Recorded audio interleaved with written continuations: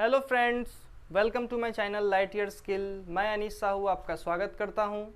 आज का हमारा टॉपिक है बेसिक टर्म्स ऑफ अकाउंटिंग, जो कि क्लास 12th के जो क्लास 11th के बेसिक अकाउंटिंग से है। आज का जो हमारा टॉपिक है वो हम स्टार्ट करेंगे बेसिक से। Basic of accounting terms. Terms कहने का मतलब ये कि जो भी हमारे छोटे छोटे कीवर्ड्स होंगे, छोटे छोटे कीवर्ड्स मतलब जो बहुत सारे ऐसे ऐसे वर्ड्स होते हैं जिनका मीनिंग नहीं जान पाते हैं, तो उन सब मीनिंग के ऊपर आज मैं एक अलग से वीडियो बना रहा हूँ जो कि हमारे बेसिक अकाउंटिंग टर्म्स के ऊपर है। तो सबसे पहले मैं एक टॉपिक लिया हूँ बिजनेस ट्रांजैक्शन। बहुत सारे स्टूडेंट्स जो होते हैं उनको बिजनेस का मतलब समझ में आता है, ट्रांजैक्शन का मतलब समझ में नहीं आता है। ठीक है, तो बिजनेस ट्रांजैक्शन जो होता है वो क्या होता है? एक सिंपल लैंग्वेज में हम जाने तो बिजनेस ट्रांजैक्शन कहने का मतलब ये कि हमारी डेली ज़िंदगी में की हुई कोई भी ट्रांजैक्शन, मतलब लेन देन। मान लीजिए हम मार्केट गए और मार्केट में कोई सामान हमने परचेज़ किया। मान लीजिए हमने कोई सामान परचेज़ किया, उसमें क्या होगा? हम दो लोगों के बीच में लेन देन होगा। वो मेरे को सामान देगा, मैं उसको उसके बदले पैसे दूंगा, या कुछ भी ऐसा चीज़ होगा जिसकी एक मॉनेटरी वैल्यू होगी, मतलब मनी में उसकी वैल्यू होगी। ठीक है, तो ऐसे ट्रांजैक्शंस को हम बिजनेस ट्रांजैक्शन बोलते हैं, जिसमें उसको प्रॉफिट होगा, मुझे भी कुछ प्रॉफिट होगा। मतलब बिजनेस का मोटिव प्रॉफिट का होता है। मैं अपनी डेली नीड्स के लिए जाऊंगा, वो अपनी उसका डेली नीड्स क्या है, वो सामान बेचता है और उससे वो प्रॉफिट अर्न करता है। सबका अपना अपना एक ऑक्यूपेशन होता है, तो उसके हिसाब से बिजनेस ट्रांजैक्शंस होते हैं। तो बिजनेस ट्रांजैक्शन का एक सिंपल सा मीनिंग है। बिजनेस ट्रांजैक्शन का मतलब है इवेंट बिटवीन टू पार्टीज। दो लोगों के बीच में एक इवेंट का होना। मतलब इवेंट मतलब ये नहीं कि मारपीट का होना, खेल कूद का होना, नहीं। अकाउंट्स के लैंग्वेज में इवेंट का मतलब होता है लेन देन। सामने वाला आपको कुछ देगा और उसको आप कुछ देंगे। मतलब वो सामने वाला मान लीजिए आपको 1 kg शुगर दिया, तो उस शुगर के बदले आपने उनको क्या दिया? 40 रुपये पैसा दे दिया, 40 रुपीज़ उसको पे किया। तो क्या हुआ? यहाँ पे एक इवेंट का हुआ, एक इवेंट का क्रिएशन हुआ वहाँ पे। तो उस क्रिएशन के थ्रू हम क्या बोलेंगे? उस क्रिएशन को हम बोलेंगे कि यहाँ पे एक इवेंट हुआ दो पार्टी के बीच में, दैट इज ट्रांजैक्शन। और उस ट्रांजैक्शन को हम बिजनेस में कब चेंज करेंगे? जब हम सामान को लेना देना करेंगे, तो वो बिजनेस ट्रांजैक्शन हो जाएगा। ठीक है, बिजनेस का एक मतलब होता है बिजीनेस। ओके, जो इंसान बिजी रहता है वो बिजनेस होता है, ऐसा बोलते हैं। बिजनेस का मतलब बिजी ही होता है। ठीक है, अब आगे चलते हैं हम कैपिटल में।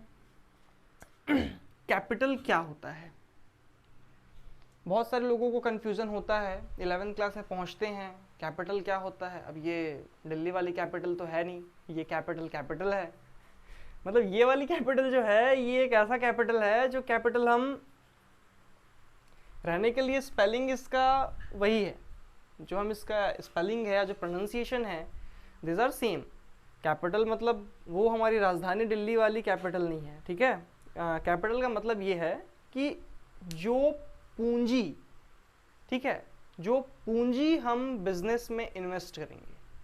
मतलब मान लीजिए मेरे को एक छोटी सी चाय की दुकान खोलनी है, तो चाय की दुकान खोलने के लिए मेरे को सबसे पहले चाहिए क्या? एक छोटा सा जगह चाहिए, जगह में सामान चाहिए, सामान में मेरे को दूध खरीद के लाना होगा, दूध खरीद के लाऊंगा, मैं पैसा इन्वेस्ट करूंगा चाय पत्ती खरीदने में, शुगर खरीदने में, उसके बाद कप खरीदूंगा, प्लेट्स खरीदूंगा, और बहुत सारे मटेरियल्स जो मेरे को उस बिज़नेस के लिए रिक्वायर्ड होंगे, उस सारी चीज़ों को मैं खरीदूंगा।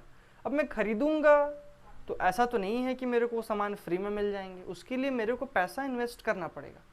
तो जो बिज़नेस के लिए जो पैसा हम इन्वेस्ट करेंगे, that investment is called capital investment. Sorry, investment नहीं, जो अमाउंट हम इन्वेस्ट करेंगे, that amount is called capital. Okay, अब कैपिटल्स का जो मीनिंग है वो 2 या 3 तरीकों से बदलता है। ऐसा एक्सेप्शन है, 1-2 जगह पे इसके मीनिंग सेम ही रहते हैं, बट किसी किसी जगह पे इसको ऐसे तरीके से बोला जाता है कि स्टूडेंट्स को लगता है कि क्या बोल दिए। तो ऐसा नहीं है, वो वर्ड एक ही है, लोगों को कन्फ्यूज़न होता है। Amount invested for the commencement of business. Capital का मतलब ही ये होता है amount invested for the commencement of business. अब कमेंसमेंट का मतलब बहुत सारे लोगों को पता नहीं होगा, जो 11th में हैं अभी कंफ्यूज होंगे। कमेंसमेंट क्या होता है? तो कमेंसमेंट का मतलब होता है स्टार्ट करना, टू स्टार्ट। ठीक है, कमेंसमेंट का मतलब होता है स्टार्ट। किसी भी चीज़ को जब हम स्टार्ट करते हैं तो उसको कमेंस बोलते हैं। Commence, COMMENCEMENT, commencement. ओके, तो कमेंसमेंट का मतलब स्टार्ट करना होता है। क्योंकि ये वर्ड का बहुत ही अलग वर्ड है तो मीनिंग जानने में आपको दिक्कत होगी, इसलिए बता रहा हूँ। Amount invested for the commencement of business, ये पता है बिजनेस की शुरुआत करने के लिए जो पैसा हम इन्वेस्ट करते हैं उसको कैपिटल बोलते हैं। ठीक है, अब कैपिटल का इन्वेस्टमेंट हमारा हो गया। अब किसी किसी केस में इस कैपिटल को नेट वर्थ भी बोलते हैं। ठीक है, नेट वर्थ, कैपिटल को क्या बोलते हैं? नेट, WORTH, नेट वर्थ बोलते हैं। कैपिटल को नेट वर्थ भी बोलते हैं। कभी कभी आप सुने होंगे न्यूज़ में या किसी चीज़ में, कंपनी की नेटवर्थ क्या है। नेटवर्थ कहने के मतलब कि कंपनी का कैपिटल क्या है, वो कितना पैसा इन्वेस्ट किया है। ठीक है, उसके बाद आ जाता है हमारा सॉरी, इसके बाद आ जाता है हमारा नेटवर्थ हो गया। नेटवर्थ के बाद हमारा आता है इक्विटी। तो सबसे पहले हम ये जान लेते हैं कैपिटल कब तक बोला जाता है। पहली बात तो 11th में जब तक हम पढ़ेंगे, जो भी चीज़ें पढ़ेंगे, ठीक है, उसके रिगार्डिंग इसको हम कैपिटल ही बोलेंगे। प्रॉफिट एंड लॉस अकाउंट बनाए, ट्रेडिंग अकाउंट बनाए, बैलेंस शीट बनाए, यहाँ तक भी इसको हम कैपिटल ही बोलेंगे।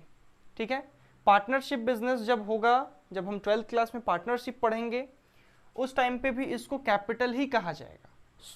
पार्टनरशिप किन किन केसेस में कहा जाता है? एक सोल प्रोप्राइटरशिप बिजनेस में कहा जाता है, जॉइंट हिंदू फैमिली बिजनेस में कहा जाता है, फिर आपका एक सोल प्रोप्राइटरशिप हो गया, पार्टनरशिप बिजनेस में कहा जाता है। Sole proprietorship, joint Hindu family और एक पार्टनरशिप। बेसिकली इन तीन टर्म्स में कैपिटल को कैपिटल ही कहा जाता है। ठीक है, दूसरा कोई चीज़ नहीं कहा जाता है। अब आ जाते हैं कंपनीज के ऊपर। जब किसी चीज़ की क्रिएशन हो जाती है, मतलब क्रिएट किया जाता है कंपनी, ठीक है, तो कंपनी जब बनता है तो कंपनी तब बनाया जाता है जब पैसे को खुद उसका ऑनर फुलफिल ना कर पा रहा हो और उसको फंड्स की ज़रूरत पड़ रही हो, एक्स्ट्रा पैसे की ज़रूरत पड़ रही हो बिजनेस के लिए। तो वो उस केस में क्या करेगा? कंपनी को रजिस्टर कराएगा according to companies act 1956 and amended to 2013। Okay, तो ये जो है आपका उसके बाद जब वो कंपनीज में चेंज हो जाएगा, मान लीजिए कोई कंपनी, मान लीजिए कोई बिजनेस को कंपनीज का नाम मिल जाए, प्राइवेट लिमिटेड कहा जाए, ठीक है, तो उस केस में उसके कैपिटल को हम बोलेंगे इक्विटी। कैपिटल का मतलब इक्विटी ही होता है, लेकिन कुछ टर्म्स हैं जो कि बेसिकली कंपनीज के लिए इक्विटी का यूज़ ज़्यादा किया जाता है। कभी कभी कंपनी में कैपिटल भी यूज़ कर दिया जाता है, तो इसलिए कंफ्यूज मत होना कि इक्विटी क्या होता है। Equity is also a type of capital, but that amount is not honours equity. वो ऑनर का इक्विटी नहीं होता है, उसमें बहुत सारे लोगों का, एक्सटर्नल सोर्सेज का पैसा होता है। ठीक है, तो ये रही बात कैपिटल की। अब आ जाते हैं ड्राइंग पे। अब ड्राइंग का मतलब क्या होता है? तो हमारे जो 11th क्लास के स्टूडेंट्स हैं उनके लिए तो चित्र बनाना ही होगा। जो अभी अभी 11th पहुँचे हैं उनके लिए ये चित्र बनाना ही होगा, ड्राइंग। लेकिन जब इसको हम अकाउंट्स के लैंग्वेज में समझेंगे तो ये जो ड्राइंग का मतलब होता है ये विड्रॉ से आता है। सिंपल से लैंग्वेज में समझें तो एक विड्रॉ का एक छोटा सा पार्ट है ड्राइंग। अब हम ड्रॉ करते हैं किसी चीज़ को, मान लीजिए ये एक हमारे पास पेज है। पहले हम समझेंगे कि इसको ड्राइंग क्यों कहा जाता है, ड्राइंग, इसका वर्ड का नाम ड्राइंग क्यों पड़ा होगा, तो इसका मतलब हम जान लेते हैं। ड्राइंग का मतलब ये है कि मान लीजिए किसी चीज़ का यहाँ पर डिज़ाइन बनाया गया, ठीक है, मान लीजिए किसी चीज़ का एक डिज़ाइन बनाए हम लोग, है ना, फ्लावर बना लिए या समथिंग, तो जब हम इस पेपर के ऊपर में उसको ड्रॉ किए तो ये हमको दिखा, मतलब इसको हम वहाँ से निकालें, पेपर के ऊपर में उगाएं, छापें या निकालें, ये हमारा ड्रॉ हो गया। तो एक हिसाब से अगर आप समझें तो ड्रॉ का मतलब होता है उभार कर लाना या निकालना पेपर के ऊपर में किसी डिज़ाइन को। ठीक है, तो उसी हिसाब से ड्राइंग का मतलब भी ये है कि जो आपने बिजनेस सेटअप किया है या जो बिजनेस आप कर रहे हैं, मान लीजिए राशन किराने की दुकान है, आपकी ग्रोसरी शॉप है, सुपरमार्केट है, मोबाइल एसेसरीज की शॉप है, या किसी भी चीज़ की शॉप है जिससे आपको डेली नीड्स की चीज़ें चाहिए, चाहे वो इलेक्ट्रॉनिक एसेसरीज ही क्यों ना हो, ठीक है। तो उस बिजनेस से कोई पैसा निकाला गया हो घर की राशन खरीदने के लिए, या उस बिजनेस से कोई गुड्स निकाला गया हो, मान लीजिए ग्रोसरी शॉप है तो आपने 2 किलो दाल ही निकाल लिया, या हो सकता है बिस्किट ले लिया, कुछ भी ले लिया, ठीक है, और वो पर्सनल यूज़ के लिए हो, तो उसको हम क्या कहेंगे, ड्राइंग कहेंगे, ठीक है। ये क्लियर है, ये बहुत ही शॉर्ट वे में आपको बताया हूँ मैं। ड्राइंग का मतलब ये होता है द अमाउंट और the goods which is taken for your personal use, that is called drawing. इसके सिवा और इसका कोई बहुत बड़ा मीनिंग नहीं है। ड्राइंग का मतलब यही होता है, ठीक है, पर्सनल यूज़ के लिए लिया जाता है। इसके बाद आ जाता है लाइबिलिटी। ऐसे देखें तो लाइबिलिटी एक बहुत बड़ा वर्ड है, ठीक है। ये वो वाली लाइबिलिटी नहीं है जो आप समझ रहे हैं, कहने का मतलब जिम्मेदारियों वाली लाइबिलिटी नहीं है, मतलब एक रिस्पॉन्सिबिलिटी होती है। तो it is also type of responsibility, लेकिन जब हम इसको अकाउंट्स के टर्म में देखेंगे या बिजनेस के टर्म में देखेंगे तो ये जो लाइबिलिटी है इसका एक अलग ही मीनिंग है, ठीक है। रिस्पॉन्सिबिलिटी ही इसका मीनिंग है, बट किस टाइप की रिस्पॉन्सिबिलिटी को ये डिनोट करता है आइए जानते हैं। अब हमारा लाइबिलिटी है यहाँ पे, तो अब ये लाइबिलिटी क्या कहना चाह रहा है। तो पहली बात तो लाइबिलिटी का मतलब ये होता है कि बिजनेस में जितने भी कर्जा हमारा है, जो भी चीज़ हम उधार में लिए हैं, या ऐसा कोई भी ट्रांजैक्शन जो हम किए हैं जिसका पैसा उधार हो, क्रेडिट में हो, क्रेडिट परचेज हो, या क्रेडिट परचेज नहीं बोलना चाहिए, क्रेडिट परचेज बोलूँगा तो फिर आप लोग कंफ्यूज होंगे, सर तो डेबिट क्रेडिट हो गया, छोड़िए, लिव इट। सीधी सी बात है, लाइबिलिटी का मतलब ये है कि जो सामान आप उधार में खरीदें या आपको कोई ऐसा चीज़ जो उधार में मिला हो जिसको आपको बाद में उसके बदले में या तो सामान देना पड़े या तो उसको आपको चुकाना है, सीधा सा लाइन यही चीज़ है। जिस चीज़ को आपको इन फ्यूचर चुकाना है, आपको in the form of cash और in the form of assets देना ही पड़ेगा, उस चीज़ को हम लाइबिलिटी बोलते हैं। That is your responsibility to give to the third party, okay. अब लाइबिलिटी के दो टाइप्स हो जाते हैं। पहला टाइप होता है करेंट लाइबिलिटी और दूसरा टाइप होता है नॉन करेंट लाइबिलिटी।